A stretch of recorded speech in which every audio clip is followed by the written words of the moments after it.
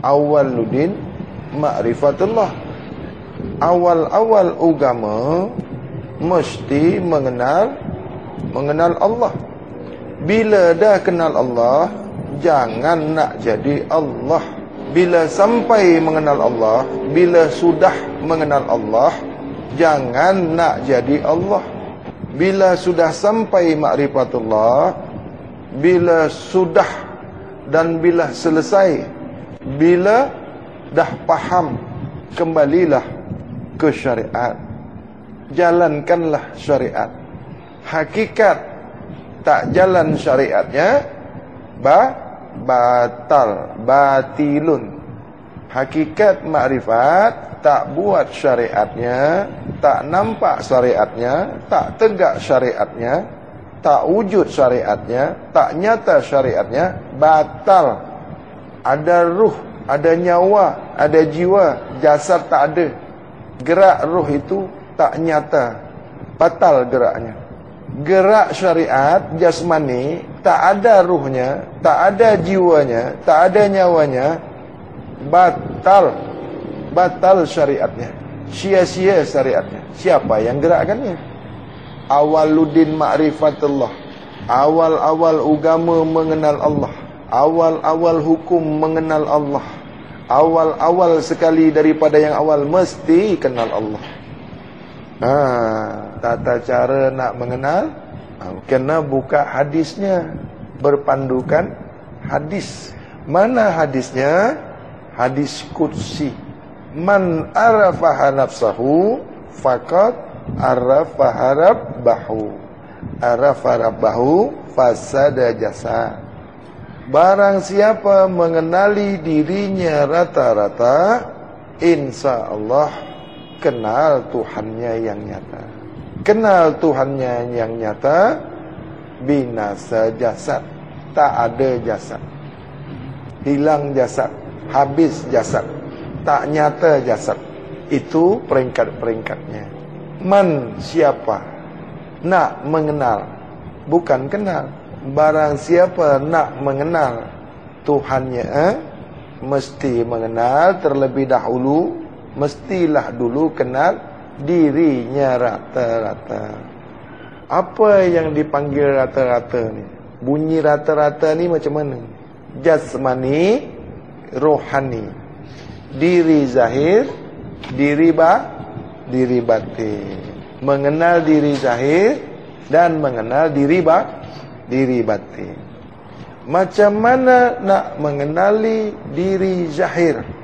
Nak mengenali diri jasmani, nak mengenali diri nyata, diri terdiri, diri nyata, diri yang berdiri, diri nyata. Macam mana nak mengenalinya? Buka hadis, buka Al-Quran. Diri zahir ni diri manusia tidak? Diri zahir ni, diri terdiri ni manusia tak? Kita ni manusia ke tidak? Mudah kan? Mengenal diri terdiri, ingatlah, ketahuilah bahwasanya diri kita ini diri makhluk, diri manusia, diri yang diciptakan, diri yang dizahirkan, diri yang didirikan. Maka buka Al-Quran surah Abasa ayat 24. Kita sentiasa mengaji mesti berpandukan Al-Quran dan hadis. Jangan di luar daripada ni. Adapun kepahamannya mengikut paham ilmu kita. Di surat Abasa ayat 24, maka hendaklah manusia itu sentiasa memperhati makanannya. Apabila mengaku faham bahwasanya diri kita ini manusia, sebenar-benar manusia, maka hendaklah memperhati makanan kita. Apa yang kita makan, ingatlah apa yang kita makan, rasalah apa yang kita makan, maka kita ketahuilah apa diri kita ini. Bila manusia tidak memperhati makanannya, maka bukan manusia. Berpulanglah kita nak mengkaji surat ayat yang ada pada Al-Quran. Bukan menambah-nambah, bukan merubah-merubah, tapi berpulang kepahaman, keilmuan kita, mentafsirkan surah ayat mengikut kepahaman. Sebab paham ini banyak. Ada paham syariat, ada paham tarekat, ada paham hakikat, ada paham makrifat, ada paham kalam, ada paham musyahadah, ada paham ghaib. Al-Quran itu berbagai cara penafsirannya, mengikut keilmuan kita masing-masing, bukan mengikut akal kita. Al-Quran tak boleh ditafsirkan melalui akal. Akal tak boleh mentafsirkan Al-Quran, tapi akal lah yang mengikut Al-Quran. Jangan Al-Quran yang dibawa pergi ke akal, akal yang mengikut Al-Quran. Jadi apa yang sudah ditetapkan, yang sudah ada di dalam Al-Quran, kita, akal kita, ilmu kita, cara kita, pemikiran kita, tunduk dan taat apa yang sudah ada dijelaskan di Al-Quran. Jangan rubah-rubah lagi, jangan ketuk tambah lagi. Jadi carilah tafsir sebenar. Ya, yang dimaksud tafsir tu, yang dimaksud tafsir Al-Quran itu bukan alih bahasa. Tahu tafsir? Bukan translate. Tahu translate?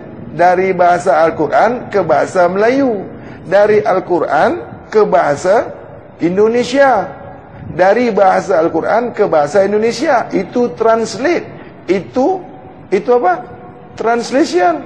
Daripada bahasa Al-Quran kepada bahasa Inggris, kepada bahasa Melayu, kepada bahasa Indonesia, dan banyak lagi bahasa-bahasa yang lainnya. Itu translate Al-Quran. Paham di sini? Kalau tafsir, alih bahasa, bukan makna. Jangan tersilap. Paham makna? Al-Quran, tafsir Al-Quran itu, makna Al-Quran itu, ya, makna hakiki Al-Quran itu bukan kitab. Makna daripada Al-Quran itu bukan kitab. Al-Quran itu setelah dikitabkan, setelah ditulis, barulah dia bernama Al-Quran. Al-Quran, sebenar-benar Al-Quran adalah kalamullah, perkataan Allah, ucapan Allah, wahyu, yuha. Setelah sampai kepada Muhammad, barulah berbunyi Al-Quran itu. Daripada Muhammad disampaikan kepada Nabi Muhammad, maka berbunyilah Al-Quran itu.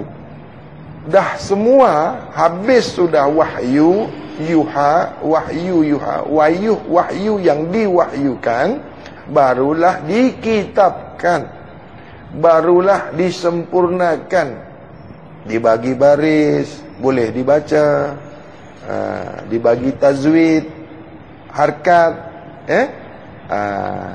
ada alatnya. Membaca, mengaji Al-Quran ini, mengkaji Al-Quran ini ada alatnya, itu kepada ahli tilawah, belajar kepada ahli tilawah. Saya bukan ahli mengkaji Al-Quran. Nah, jadi kalau tadi saya katakan mengenali diri rata-rata, mengenali Tuhannya yang nyata. Maksud kenal diri rata-rata, kenal diri zahir, kenal diri batin. Sebelum kenal diri batin, kenal diri zahir. Apa diri zahir? Manusia. Ya. Nah, kalau nak mengenal manusia, nak mengenal jasmani, kita buka Al-Quran surat Abasa ayat 24. Maka hendaklah manusia memperhati makanannya. A berpulang mentafsirkannya, berpulang memaknainya. Jadi jangan gaduh. Kaum syariat tak sama mentafsirkan, membuka makna ayat itu dengan kaum hakikat. Kaum syariat ni ada tak? Kaum yang berilmu syariat ni ada tak? Kaum yang berkaedah syariat ni ada tak? Kaum yang berkaedah hakikat ada tak? Yang banyak sekarang ni kaum syariat tidak mengakui keberadaan kaum hakikat. Kaum hakikat tak mengakui keberadaan kaum syariat. Bertelagah terus sampailah sekarang. Kaum syariat menuduh kaum hakikat ni sesat. Kaum hakikat menuduh kaum syariat ni sesat. Ini kedua-dua kaum ini sama-sama sesat. Sebab sesat menyesatkan, sesat menuduh sesat. Akhirnya kedua-duanya sesat. Kalau dia tak sesat, dia tak menuduh, tak mentoboh orang sesat. Okey, sampai di sini faham? Itu makanya jangan mengkeji orang sesat, jangan menuduh orang sesat, jangan memfitnah orang sesat. Apabila kau sudah berucap, apabila kau sudah mengatakan, apabila kau sudah menyebutkan alhamdulillahirabbil alamin, maka sudah jatuh hukum kepada kamu. Maka sudah engkau berikrar, maka engkau sudah bersumpah bahwasanya tidak ada lain yang layak dipuji. Yang dipuji hanya bagi Tuhan sekalian alam. Selain Tuhan sekalian alam tak layak dipuji. Jangan kau memuji selain Tuhan sekalian alam. Inilah makna alhamdulillahirabbil alamin. Apabila kau memuji yang bukan atau selain daripada Tuhan sekalian alam, syirik jali, syirik hafi, syirik hafizun hafi. Ketiga-tiga kali kau kena. Bila syirik jali, kena ketiga-tiganya. Bila kau syirik hafizun hafi, kau terbebas daripada syirik jali. Tapi bila buat syirik jali, syirik hafi, syirik hafizun hafi, kau sudah terkena hukum syirik yang ketiga-tiga peringkatnya. Dosa perbuatan yang dibenci Allah, yang dilaknat Allah, yang tak disuka Allah adalah perbuatan syirik. Jangan sekali-sekali kau dekati syirik. Jangan sekali-sekali kau memikirkan syirik. Jangan sekali-sekali kau mengingat syirik. Jangan sekali-sekali kau memandang syirik. Allah tak pernah mengampunkan kau sampai kapanpun. Ingat, syirik tidak diampunkan, tidak dimaafkan. Apapun kamu, siapapun kamu, dari jenis golongan apapun kamu, Allah tak akan ampunkan perbuatan syirik jali, syirik hafi, syirik hafizun hafi. Tidak akan pernah diampunkan. Boleh kau syariat, tarekat, hakikat, makrifat, kalam, musyahadah, gaib, sampai di tahap gaib pun kau masih kena hukum. Jangan lagi makrifat, dah batal hukum. Peringkat gaib masih kena hukum, masih tegak hukum. Kau masih terhukum. Hukum tidak pernah gugur. Hukum tidak pernah hilang. Hukum tak pernah bertambah. Hukum tak pernah berkurang. Hukum tak pernah melihat, memandang siapapun kau. Hanya Tuhan yang tak kena hukum. Lain daripada Tuhan, selain Allah, kena hukum. Jadi tidak ada cerita dah sampai makrifat, dah sampai keputusan makrifat, dah gugur hukum, dah batal hukum. Mengada-ngada engkau, jangan mengada-ngada. Ya, yang sudah ada jangan ditiada-tiadakan. Yang tiada jangan diada-adakan. Yang sudah nyata jangan dinyata-nyatakan. Yang sudah wujud jangan diwujud-wujudkan. Yang sudah Tuhan jangan dituhan-tuhankan.